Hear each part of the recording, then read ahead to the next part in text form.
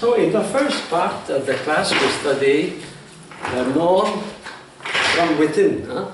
And the nature, we have to obey our nature to be conformed to what we are. And now we study the extrinsic norm, the norm from without. That is the law. Law and right reason, number 54. So when we speak about law, we have to speak about common good.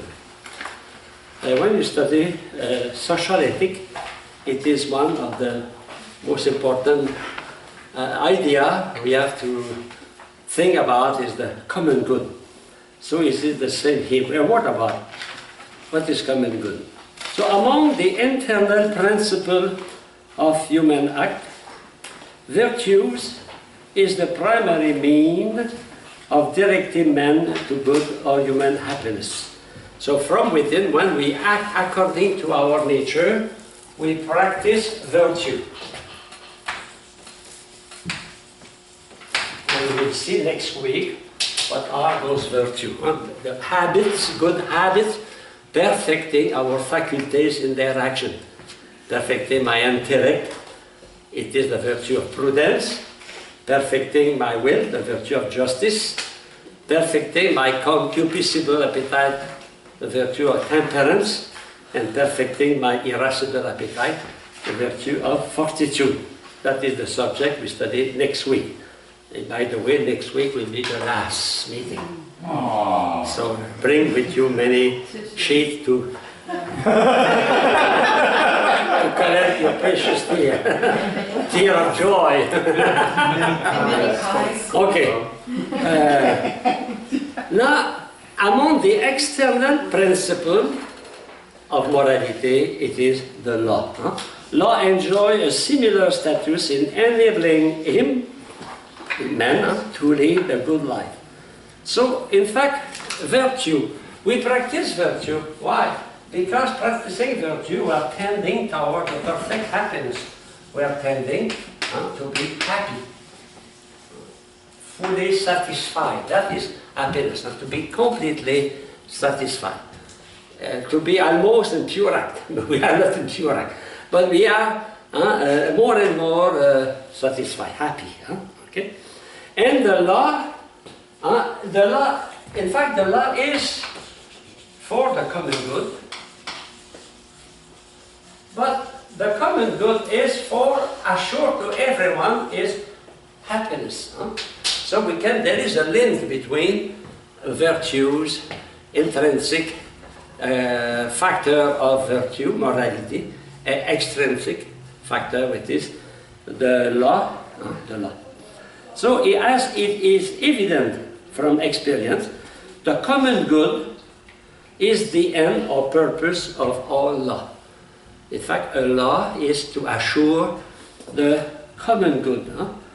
And a common good is a condition for happiness. And we cannot be happy if there is no satisfaction of the common good. When in a society someone are not happy, we cannot say that we attain the perfect common good. The common good is the common good, the good of everyone, not only the good of the rich, for example. And without an understanding of what the common good properly is, the nature and function of law in directing human act cannot be appreciated. So the common good is a condition for happiness and the happiness of all, not only the happiness of someone. In fact, I am happy with others. I am happy with others. I cannot be happy alone. I am happy with others. It is interesting when we study philosophy of God, remember, God is perfectly happy in himself, but he loves so much that he wants to communicate his happiness, his joy. We share in his happiness. So when we tend our common good, the happiness, in fact, we share in the intellect and in the will of God, in his knowledge and in his goodness, his love. So, common good is not a private good. And the common good is not the totality of all the wealth or the happiness of each one. The private good is the good of not the one person alone. The private good, the common good is not also a collective good. For example, the good of a company, the good of many together. A collective good, for example, of a bank, make private happy when it is distributed to the sharer. That is collective good. A collective good is not exactly the same. Why? A collective good is, even if it is possessed by all in the group, is not really participated by the member of the group and as divided up. A collective good becomes respectively private good of member. In fact, in a collective good, it is the accumulation of many private good. The common good is not a private good. The common good is not a collective good. The private good is something apart. And here we have number 3, the characteristic. We can say it is a kind of the soul of society. A society, any society, works for the common good. In the common good of a society is the end, the end, and I will say it is the form. You remember, the end, extrinsic cause, and the form are uncommon, the form of a thing. So what makes a society, a real community, is when people attain the common good. Sometimes we say the common good is like the soul, the soul of society. If there is no soul, the society is dead. There is only individual together. So it is universal. If a part of the population, a part of the family is not concerned with the common good, it's not the common good. It's the good of a part of the population, a part of the rich, for example, the middle class. Not singular nor collective, we saw that. The common good is not only the common good of Bill Gates and Mr. Buffett and Trump. It's the common good of Joe Blow. Okay. The common good is distributive in character. And distributive, we start at just distributive justice.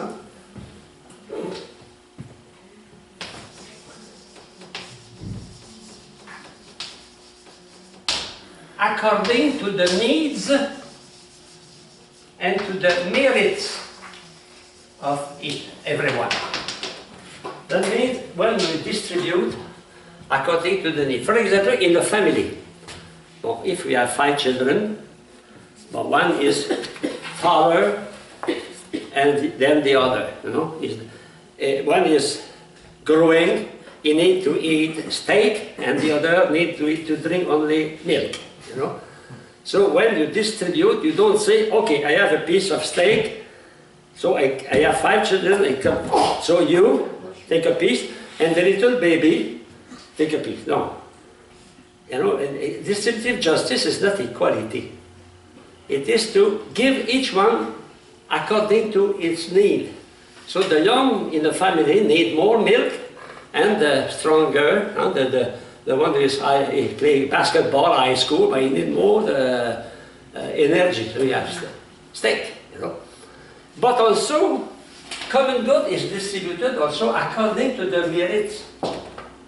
If you have a great responsibility, it is normal that you have a bigger share in the common good.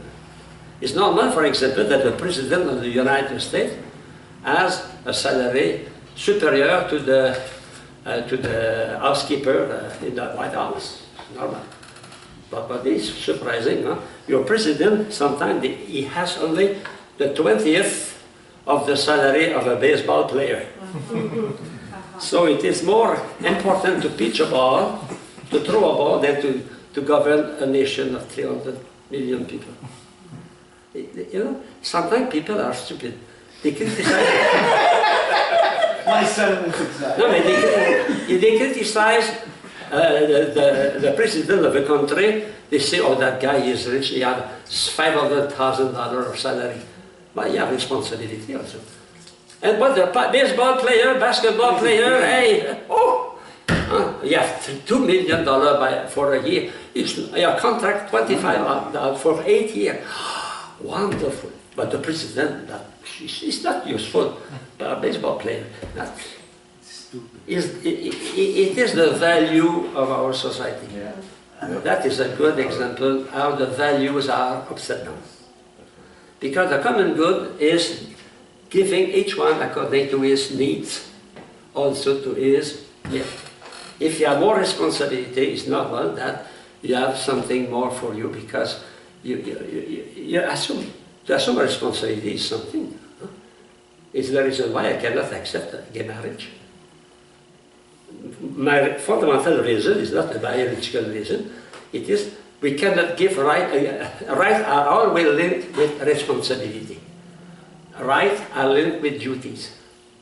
So to be responsible to the life of 1, 2, 3, 4 children is much more important than to satisfy my mutual love.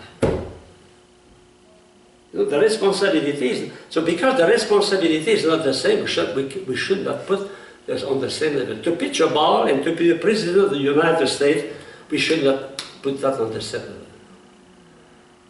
And to have children and not to have children is not the same thing. When I have children, it's a responsibility for the whole life. For the whole life. Not only for the children, for the great children after. But our society, excuse me, when I thought that the highest possible we arrive to that kind of, the scale of values is completely perturbed. What was a value in the past now is almost to be mentally retarded. Practice chastity, for example, before marriage. But for a lot, that is middle age. Completely middle age. Okay. Now I continue. Communicable to many without becoming anyone private good. Nobody can say that road 91 is my private property. I decide that Connecticut River is my property. In France, for example, all the bank of the river belong to the state. That is very good law, excessively good law. Otherwise, what happened in Connecticut? What happened in many places? The rich buy the land along the river, and the poor have nothing. Common good.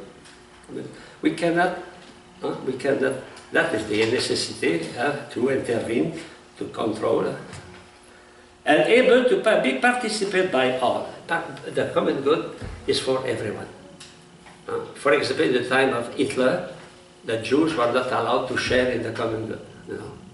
Gypsies were not allowed to share in the common good. No, everybody is called to share in the common good. And finally, it cannot be possessed wholly by any person. Nobody can say, now I am the owner of the common good. I am the president, now everything belongs to me.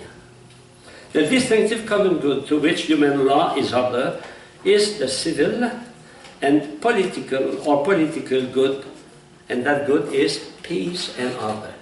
So the common good, the most important common good in any society, civil society, even family, is peace and order. To be able to live in peace, to love one another.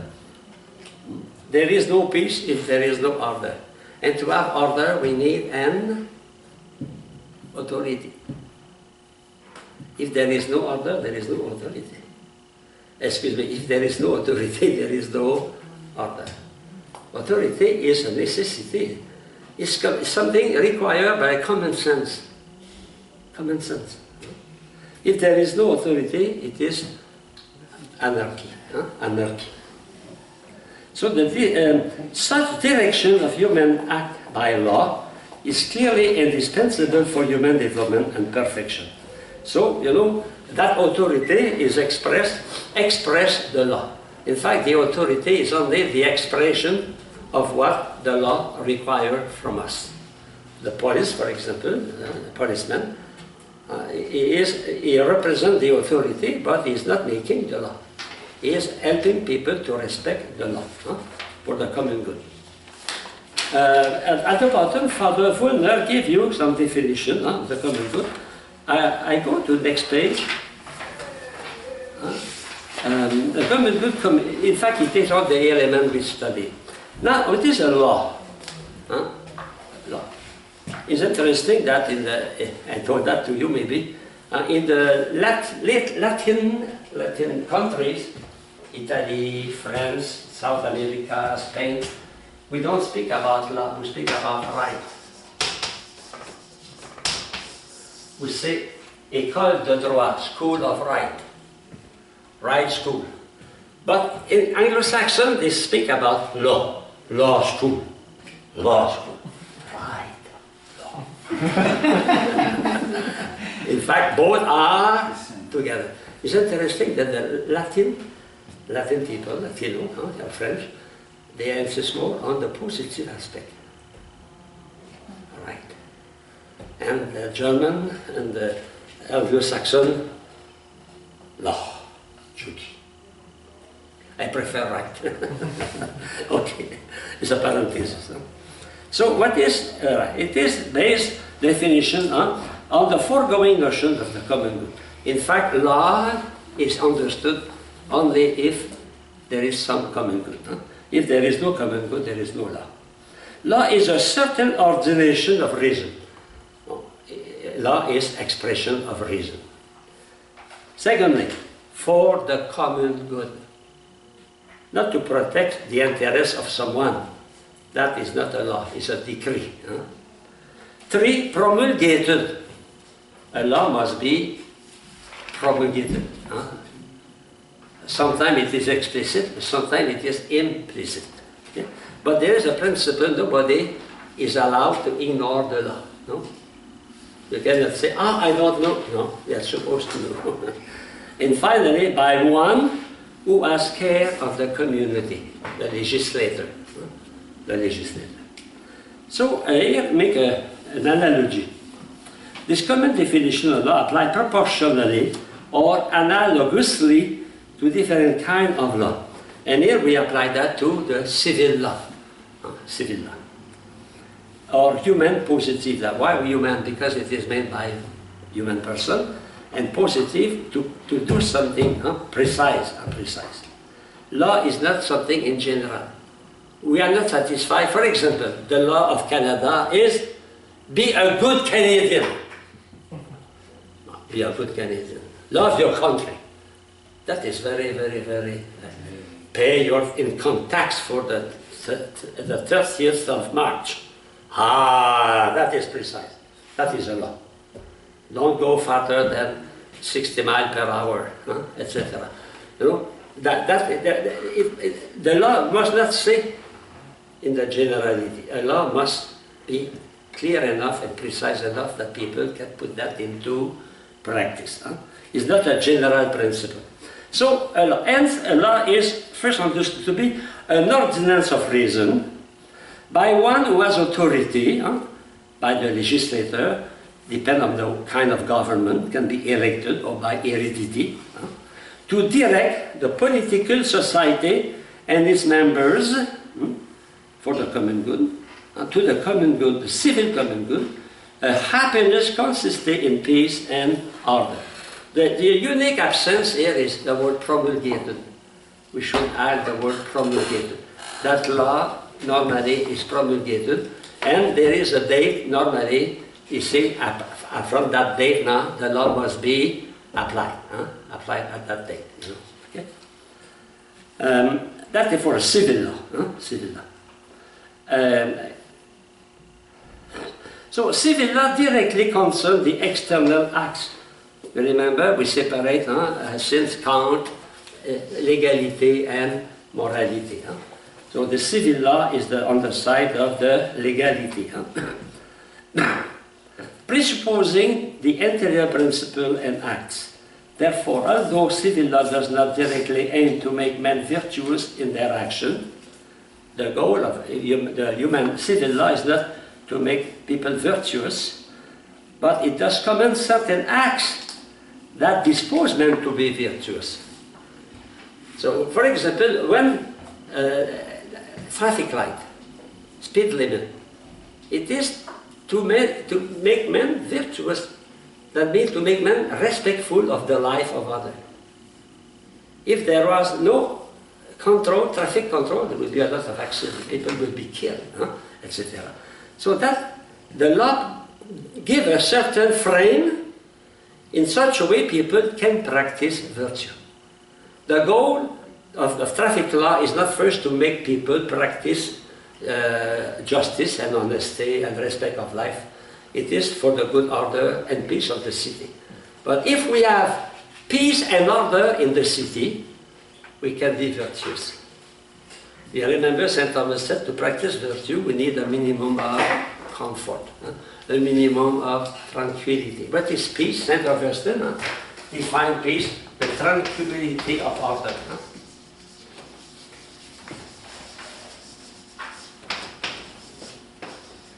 Peace is the tranquility of order. Not the order of cemetery, the tranquility of cemetery, but the tranquility peace. And peace cannot exist without justice. In fact, what is the central virtue of all civil law is justice. Justice. We'll come back next week on that. I continue. Therefore, although civil law does not directly aim to make men virtuous in their action, it does commend certain acts that dispose men to become virtuous and forbid acts that lead to vice and tend to make life, society impossible. So the goal is to help people to have a life that allow them to live according to their ideal, to their conviction, to their freedom, religious freedom, to have a family life, order and peace. That is the goal. And when we have that, we can have honest citizens. Honest, what is honesty? Is the practice of justice. In fact, the civil law essentially is to help people to practice justice. Respect the common good. What is respect the common good? Is virtue of justice. To each is due, each one is due, to give to the state what we have to give. The state gave us what we need, distributive justice, commutative justice, legal justice. Okay. So in fact, a civil law must be always a moral law. Otherwise, see, it's not a law. A law that is not moral, a law that does not favor practice of justice, the cause of injustice, the cause of non-respect of the human person is not a law. It's not obliging. What makes people obliged to respect civil law? Because of the conformity of the civil law to justice, to the natural law. In fact, look at the society here in Connecticut, for example. Well, there are 3 million people in the population about now. Okay? How many policemen? For 3 million. Do we have one policeman for 1,000? Maybe one for 10,000, I don't know. You know, we don't need a policeman. Why we don't need a policeman for every citizen? And a policeman for every policeman? Because, you know, policeman can be unjust, so we put a policeman. And that policeman should have another policeman. No? What takes the place of the police in the majority of the citizens in Connecticut? Their conscience, the natural law. People obey civil law because they obey natural law. They follow their conscience. It's not necessary to have a policeman at every corner to respect the law. No? Do you agree with me? Mm-hmm. Yeah. And that is a good proof that the civil law takes its strength from the moral law. And if the civil law is not conform to the moral law, it loses its strength, its obligation. We are not obliged to obey immoral civil law. Is the reason. Now the sister of the poor are on Supreme Court because they don't want to pay for abortion for their employees. You know that. The Sisters of the Poor, the Sisters of the Poor, they have a Supreme Court for that. That means a law that invite people to commit something against their conscience or something immoral is not a law. We cannot oblige through a civil law to obey something that is totally opposed to the conscience, to the moral law. So sometimes there is a conflict between legality and morality. And don't forget, we have a system where morality is separated from legality. Capitalism is, communism, all those systems separate legality from morality. In such a way, when you obey your conscience, that is morality, but you have to obey the state, that is legality. You know? Sometimes if we want to obey the state and obey our conscience, we can become schizophrenic. We have double personality. My conscience says abortion is evil, but my state says to me, to be a good citizen, you must pay for abortion. You know? Okay. I go to natural law, the bottom, just after that. 54.3. So I told you, if the civil law obliges the people, the majority of the people, I will say 99% of the population, obey the civil law, not by they are afraid of police, because they obey their conscience. And their conscience say, obey the civil law because it is for the common good. It is for peace and order. In fact, when they obey the civil law, they practice the virtue of justice. They practice the virtue of justice. And respecting the civil law, they give to others what they need. For example, in some city, it is forbidden to play music or to have a very powerful noise after maybe 11 at night or 12. No? If I continue to put my loudspeaker full, people will not be able to sleep around, you know. So the common law, the common good require that I sacrifice my love for powerful music, rock, and to allow others to sleep. And what I told you is not, in Cameroon, in many restaurants, they have put music, horrible, horrible. You enter the restaurant, there is only one person. But all the neighborhood is supporting that. You know, that is not respect the common good. So when I respect the common good, I practice first the virtue of justice. Because there is no charity without justice. So that is the virtue, central. I continue. More natural law. Human positive law carries an obligation founded on natural law. It is what I already explained. Every civil law, insofar as it aims at the common good and is accordingly a just law, carries an obligation to be obeyed. And yes, this obligation rests on more than civil law itself. That is important. It derives from a law more fundamental than civil law and its political sanction. It is the natural law. In fact, majority of citizens, I will say the quasi-totality of citizens, unconsciously, when they obey civil law, they obey natural law. Of course, when there is concordance between them, if there is opposition, that's different. So a human law must always favor the practice of some virtue, especially the virtue of justice. You know, in the Old Testament, I told that to you maybe, when we want to speak about a holy man, a holy woman, especially a holy man, we say that man is justus et prudent, just and prudent, Interesting, huh? Justice and prudence. Prudence is the intellect. Justice is the will. The two virtues we'll see next week, perfecting the two most important faculties of man. My intellect is perfected by the virtue of prudence, and my will is perfected by the virtue of justice.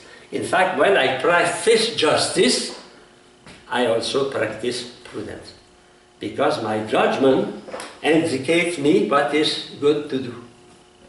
So if I know that if I continue to play music very late in the night, I will be harmful for my neighbor.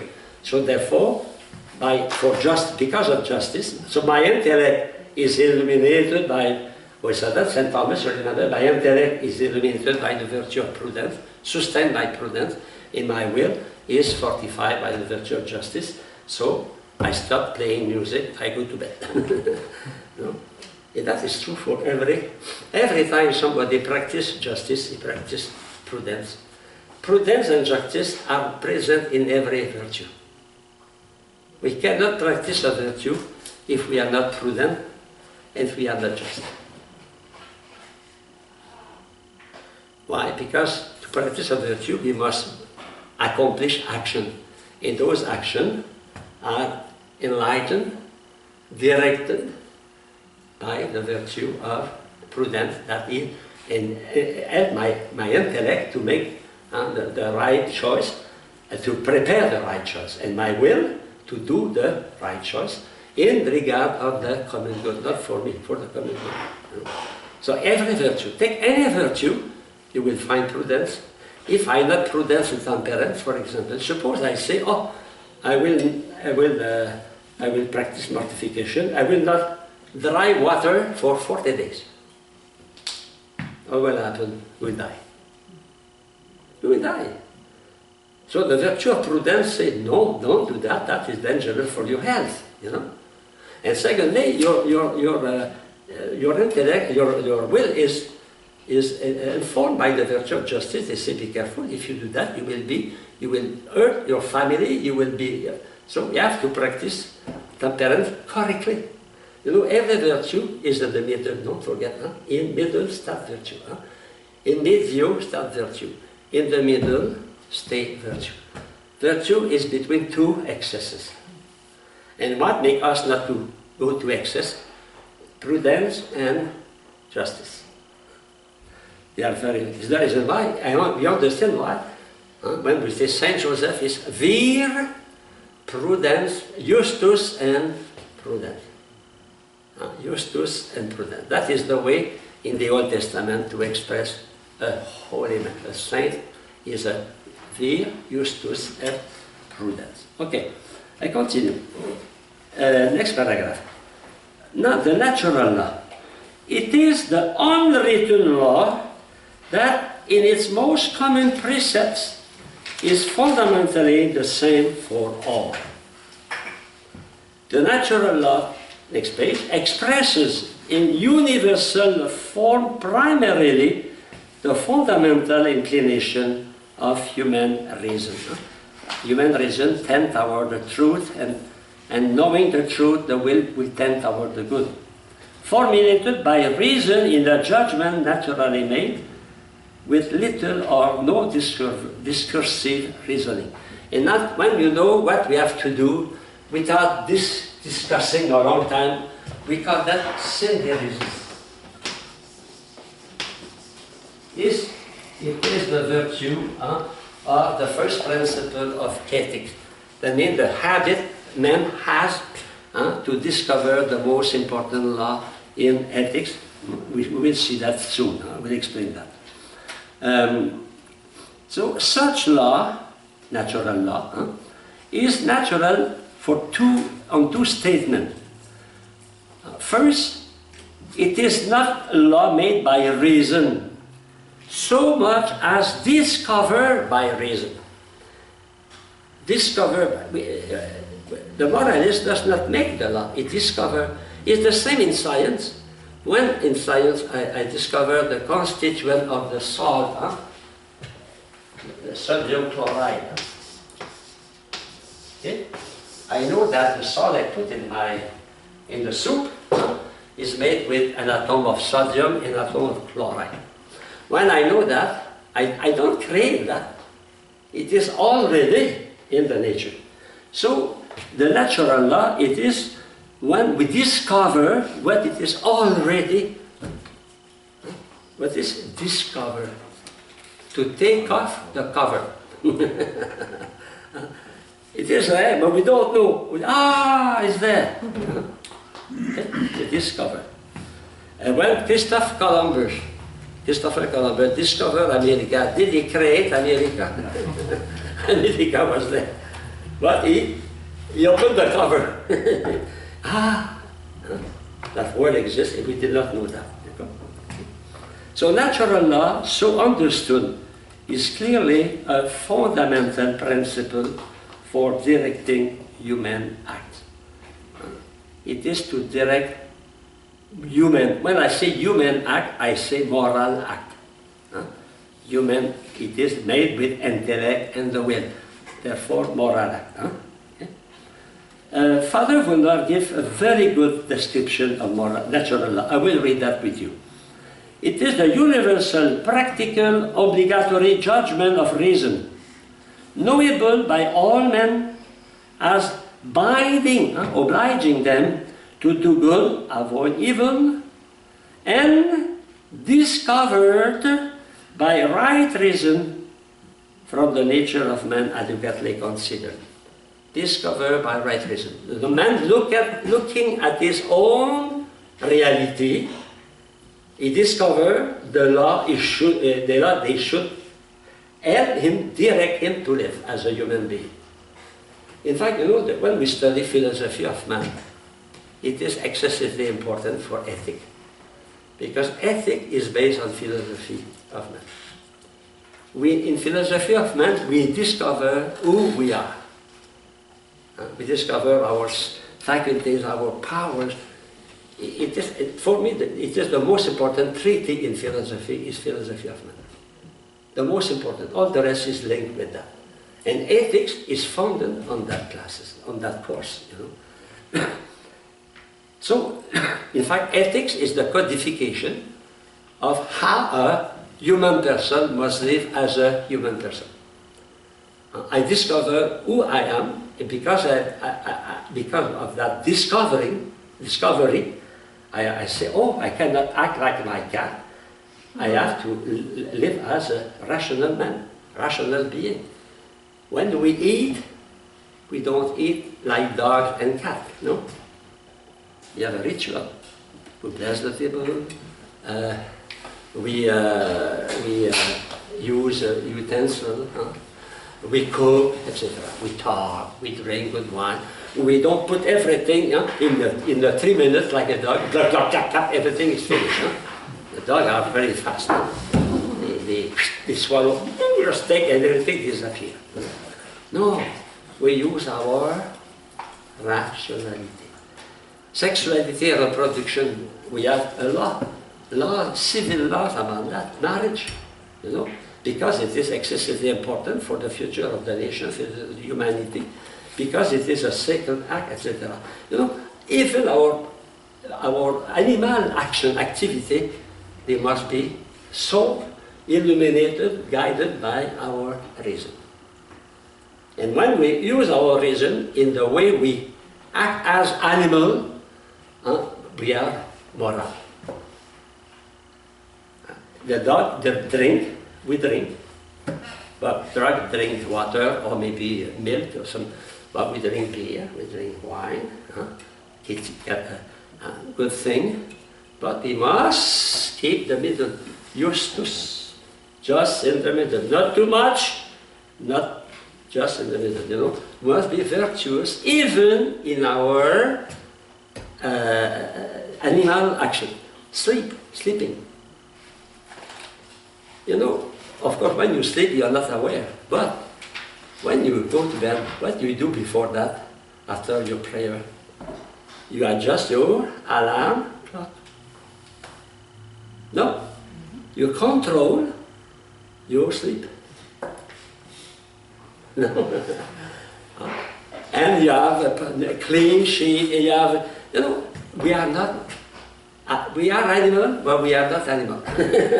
We are intelligent animal. And to act as an intelligent animal is to act morally. That is morality. To act according to my nature. Huh? Okay, so I continue. Huh? The sharing in the eternal law, I will just see that soon. Huh?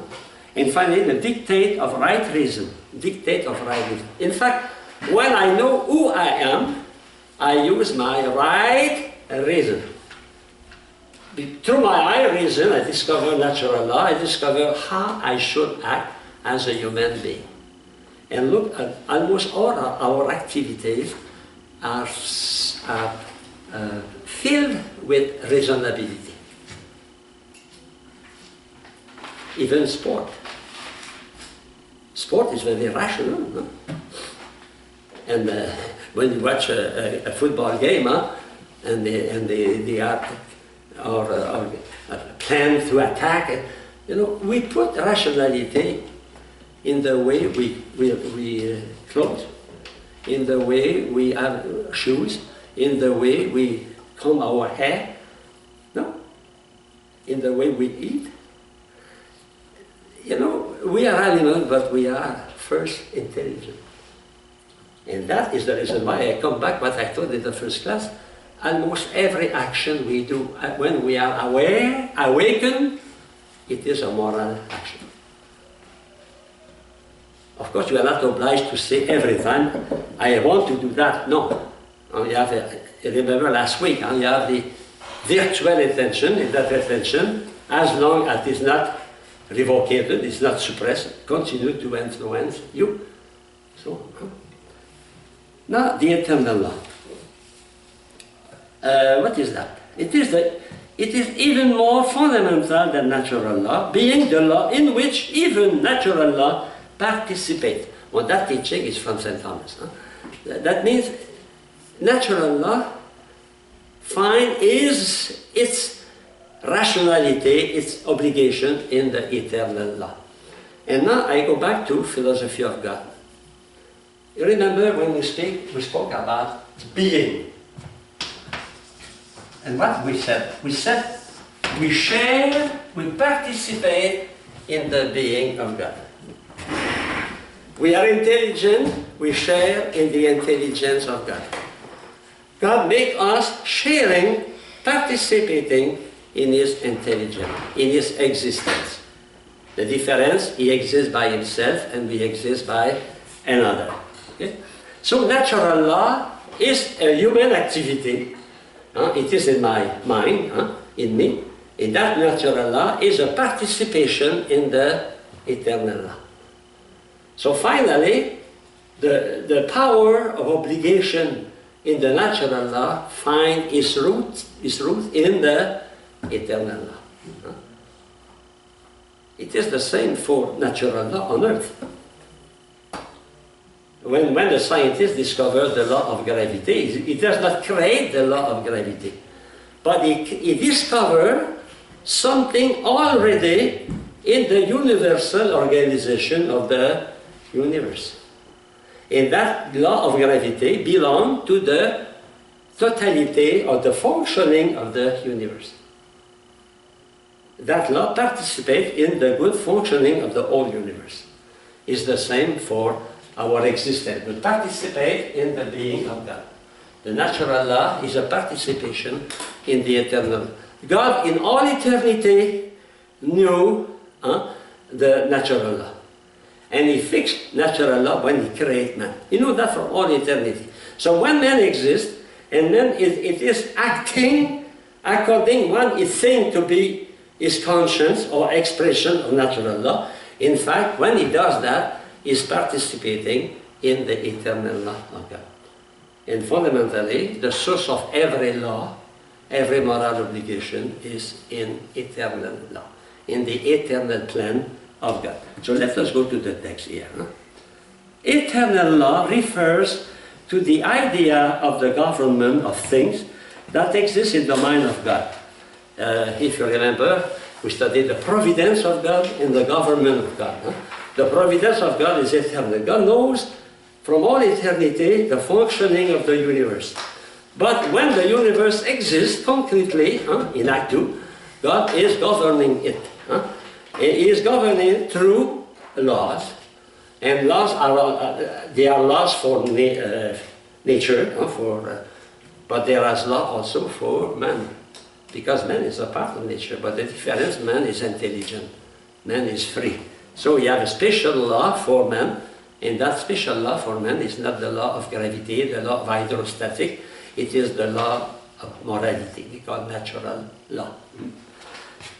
So I continue. It is the plan of God's wisdom. In eternally, God, when he thought, he's thinking, he does not thought, he's thinking about the extent of the world, the universe, and man is already, in his wisdom, previewing a plan especially for man. A plan where man will use his intellect and his freedom, his will, you know. A man does not realize the plan of God the same way as your cat is realizing. Your cat, when he's just running after a mouse, he's realizing the plan of God, but not free, in a free way. But you, when you are running after a mouse, you use your intellect, and you use your free will, okay? I continue. The function of eternal law. An eternal law directs the universe as a whole to the common good of God himself. What is that? The good, the perfect good for God, it is his own goodness, his own perfection. We saw that in philosophy of God, his own essence. So this is not the law given through revelation. We are in philosophy, we are not here in theology. So we have to use only our reason to discover the eternal law. So the knowledge about eternal law can be arrived at us only through reason, through reasoning. That means we know the eternal law only indirectly, through syllogism, through demonstration. And because of that, we can make some error. Here is the reason why not everyone has the same idea about natural law. Because the reasoning, we don't reason always correctly. We don't use the good premises. If my first premise, for example, is there is only one reality matter, of course I cannot attain the existence of eternal law. You know? So the way I reason, explain what not everyone can attain the idea of that eternal law. In fact, that eternal law, in God, it is his own wisdom, his own knowledge, and the realization of that eternal law in the world, in man, it is an expression of love, So I will go to the knowledge. Okay, we saw that. Now, it is the source of all law. Therefore, eternal law is an ultimate source of all law, and the ultimate directive principle of all acts and motion of creature to their proper end. Here we go to the first proof of the existence of God. God is the mover on move, mover, the first mover, the one who is the source of all activity, without changing. He is pure act, pure activity, pure existence. So he is the source of all law, of all everything. Everything exists, and because he is the cause not only of existence, of being, you remember, is the cause also of mode of being. Mode of being. Being and mode of being. And you know, when I practice natural law, is a mode of being. A mode of being. Okay? I go to the text here. So, and the ultimate directive principle of all acts and motion of creature. Everything depends on the eternal law of God. In fact, the eternal law of God is the plan God has when he created the universe. In that plan, he has that from all eternity. So we can say the natural law expressed in our life. We know natural law from our knowledge of ourselves. It's the reason why I told you the most important chapter in philosophy for me, philosophy of man, because we cannot know God otherwise than knowing them from our own experience. Experience of knowing, intellect, experience of willing, free act, love. Yeah. So internal in the social. So I read the text of Father Wilmer. The plan of the divine wisdom, quotation of St. Thomas. The plan of the divine wisdom in as much as it is directive of all acts and motion. Here we refer to the first proof of St. Thomas, motion. The first mover, unmoved mover, the cause of all activity without being himself put into activity. Otherwise he will be necessary another, if we cannot do the infinite. Next one, the immutable effective decree of God binding the whole universe to its end and to the use of the means, end and the means for attaining this end, and these are adapted to each nature. So God in His plan fixed an end. The ultimate end of God is the glory of God, it's His own goodness. And He fixed also the means how the creature can attain that end. Next page, a word about synderesis. We spoke about that a few minutes ago. Synderesis comes from Greek synteresis, that means a spark of conscience, a spark of conscience. Unlike a spark of conscience, synderesis. Synderesis is the habit or innate ability in man to recognize the first principle of the moral order. At first sight, no? It is a practical reason, practical at first sight. And so the first principle of natural law without recourse to discursive reasoning. In fact, it is exactly the same thing as the first principle in metaphysics. We know the first principle in metaphysics only through the contact with the reality. The principle of identity. You know that from your own experience, no? The principle of the whole is greater than the part. Think when your mother prepared a pie, a cake, and she divided the cake in 6 parts for 6 children. You realize that the cake, the totality of the cake is this for you, for your birthday. But when you eat, you have to share with your brothers and sisters. So, you know those things through experience, causality, the same thing. They are not innate. We acquire that at the contact with the reality. It is the same for morality. We discover naturally the principle of morality, the first principle, at the contact of reality in our first action. For example, I must do what is good and avoid what is evil.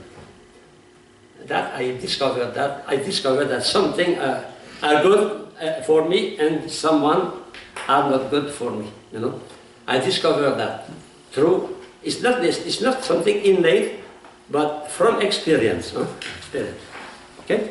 So I continue. Synthesis is a natural habit. Remember, habit is a acquired operational structure.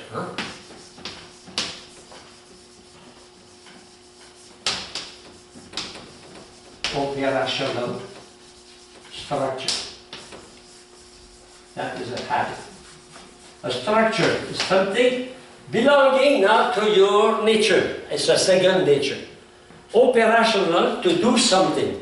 You acquire is not innate. And you acquire that to practice. It is through practice that you have that habit. You become virtuous. Because habit is virtue. So the principle at which it arrives are not themselves natural or innate. We have no innate knowledge. We are born like a blind slave, nothing. Okay? For like all the intellectual knowledge, they have their origin in sense experience. So it is through my experience. It's interesting. I know the moral, the law of morality, through my experience. Reflecting on my experience. My mother, my father helped me to reflect on what I did, to discover that is good, that is not good, etc. You know? Yet each man does have the innate or natural capacity to grasp the truth. We don't have the knowledge, but we have the capacity to know. So we don't have innate idea of the natural law, but we acquire that because we have the capacity to abstract. From sense experience, we arrive to discover, and there is universal law in ethics.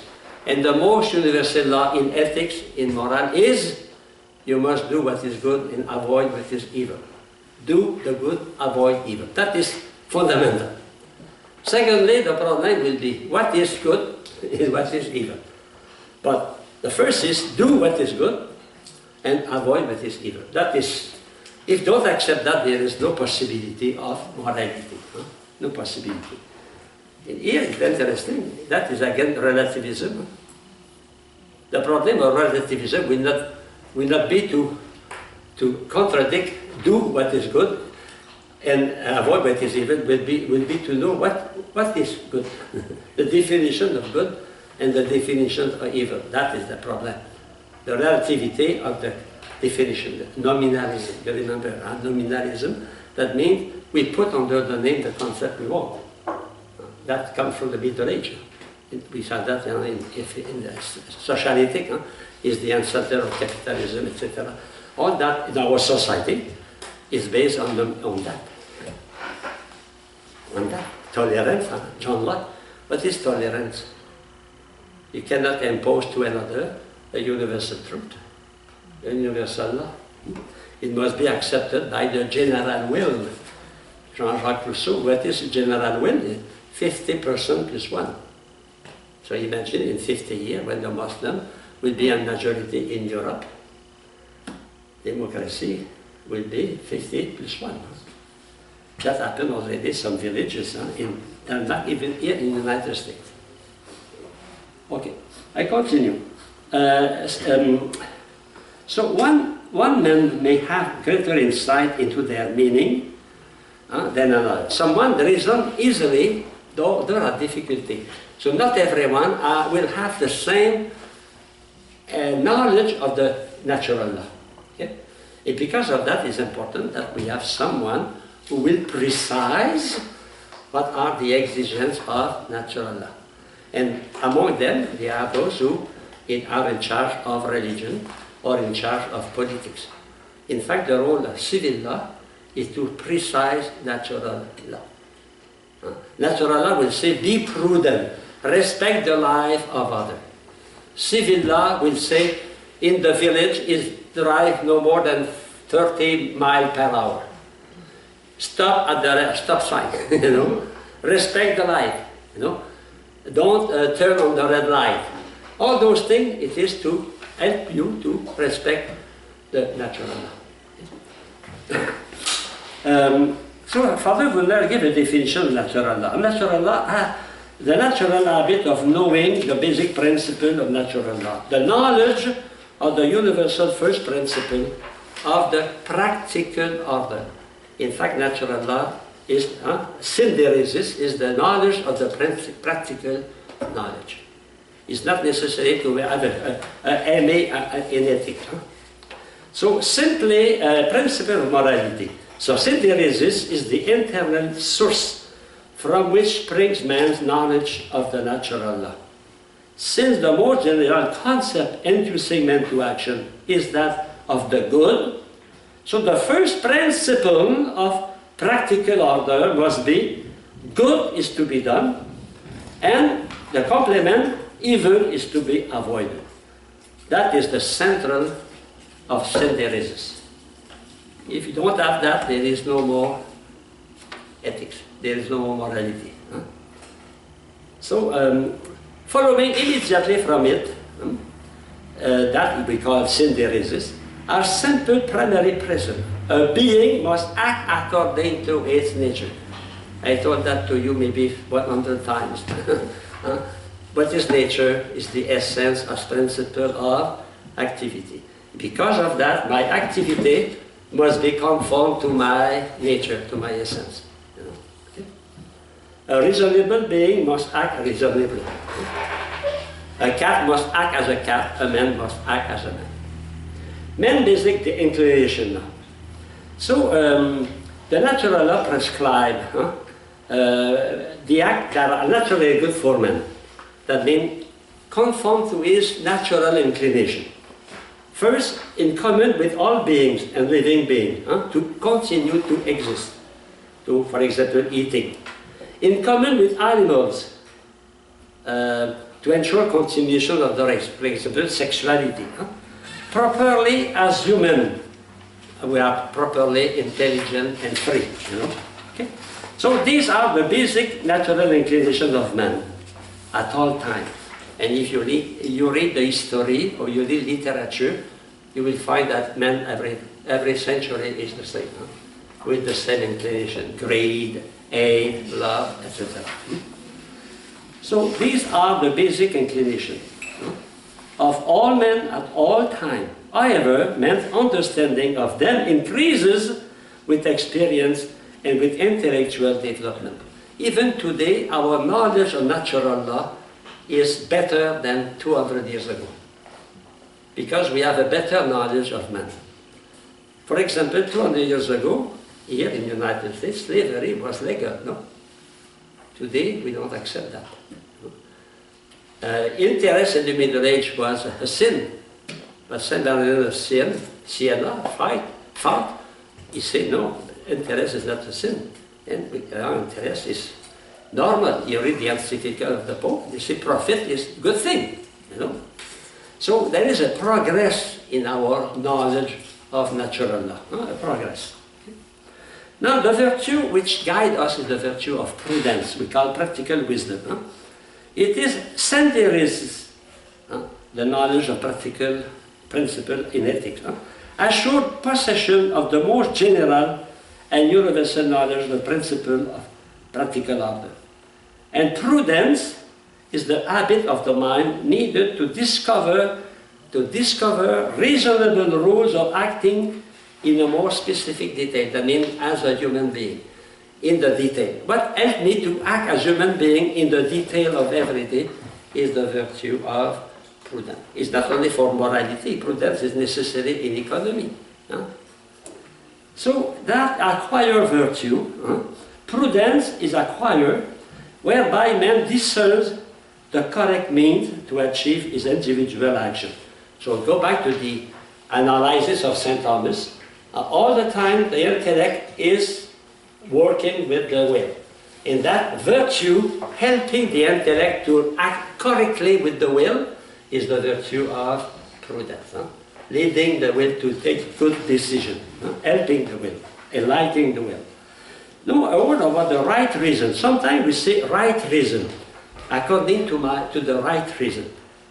For the present, prudence is known as right reason. It's the same thing, prudence or right reason.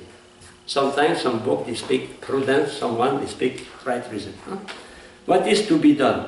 What is to be done? Recta, or a right, ratio, way of agibilium, thing to be done, things to be done, is the right way to accomplish what we have to do.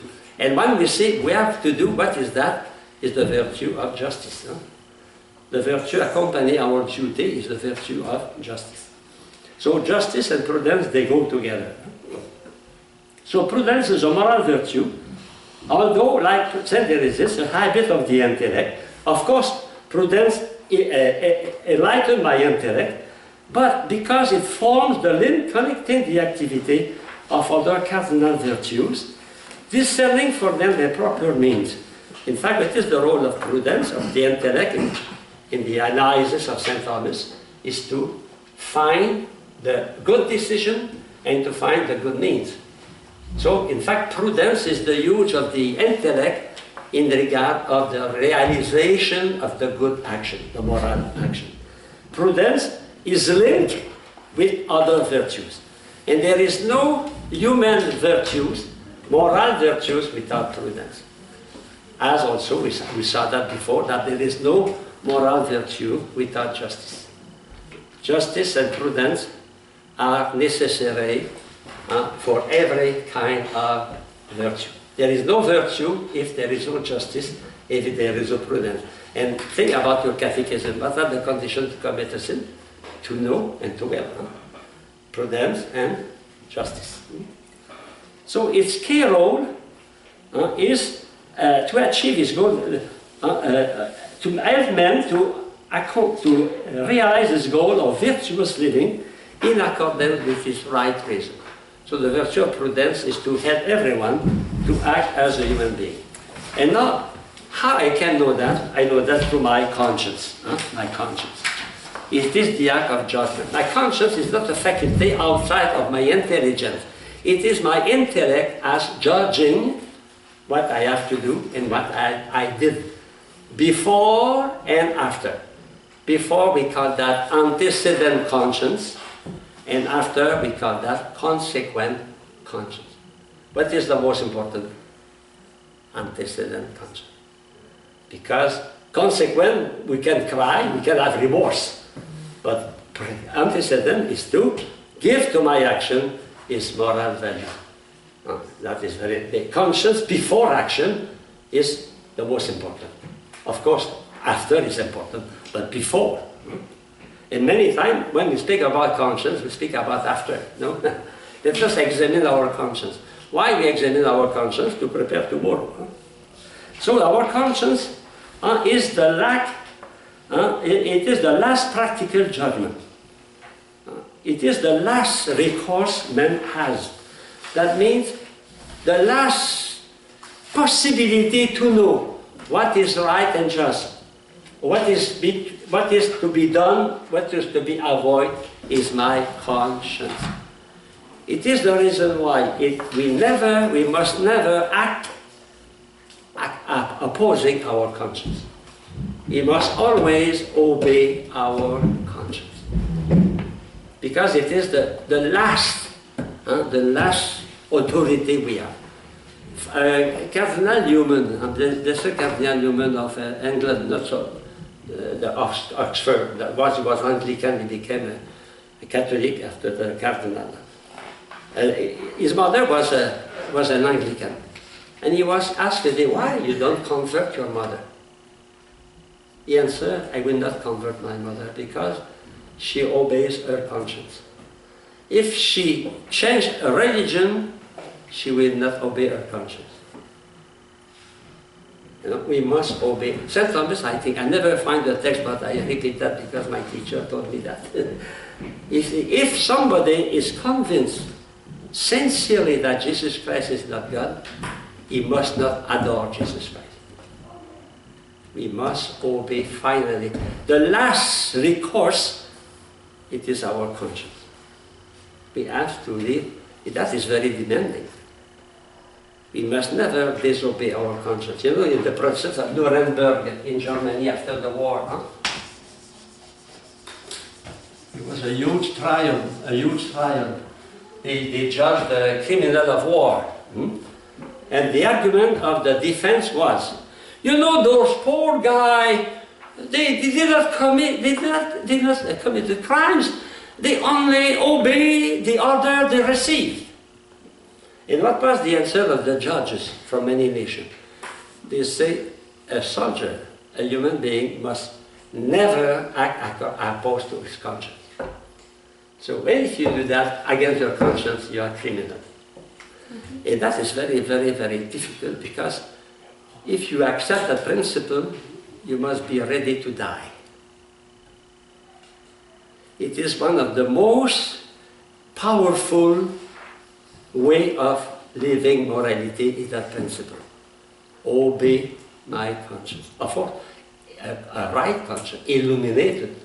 But if I am sincere, I am sure in conscience that is to be done, I must obey my conscience. If I go to jail, if I am executed. And that happened with Hitler, for example. How many German priests, seminarians, Protestant lay people, they refused to obey and they were sent to concentration camp. We forget those people. We speak about Polish, we speak about Jews, but a lot of Germans, they died because they wanted to be faithful to their conscience. It's difficult to be a human being. It is difficult. And we find some compromission. We try to chloroform our conscience to make my conscience, oh no, not true, guys, you know. It was a very good program with the Simpson. Merge, the mother, went to the supermarket. And she is very scrupulous. But she has a weakness. She took a grape, grape, and she ate it. And Lisa, her daughter, Mother, what do you do? It's not us. And the poor Marge she did not act according to her conscience. And all the program, she was disturbed by that, you know. She did not act according to her conscience. Think about that. How many people, they died because they obeyed their conscience? How many people, they do the best they can to help others because they obey their conscience? How many doctors during plague, for example, they help even at the Ebola? In conscience, they say, I must stay. And now, recently, they want to canonize, to beatify Father Rocco, I don't think his name, he was a priest on the Titanic. You know? And that priest refused to go in a raft, to be safe. And he stayed with the people, he died with the people. He obeyed his conscience. And many people, not only saint, Gandhi is a model of a man who was faithful to Martin Luther King. You know, all those who died for a principle, those people are obeying their conscience. That principle is very powerful.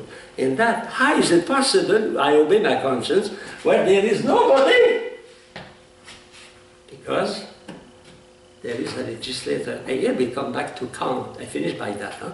You know, Kant, he refused to study, to speak about metaphysics, but he realized the power of conscience, the power of duty. And because of that, he said, if I am obliged, because there must be a legislator, a judge, a legislator, we cannot obey our conscience only by ourselves. You know, Jean Moulin, the chief of the resistance in France, he was made prisoner by Gestapo, he was tortured. He gave the name, he said nothing. He was an atheist. He was faithful to his conscience. He died as a martyr, faithful to his conscience. So, you know, God, and if there is God, after that I must be immortal. And if I am to be judged by God, because on earth I am free and responsible. So the power of conscience, the fact of moral obligation. Think about all those people who were faithful to their work, like my mother, your grandmother, for example, your father. And they were faithful to their conscience all their life. There was no punishment, but there was a moral power, and that is eternal law. Eternal law speaks to you, to the conscience. Sleep well. So I invite you to read on the second part, Father Fasten. It's very good. I know you are very busy, but you will maybe make a choice between to watch the Simpsons or to study.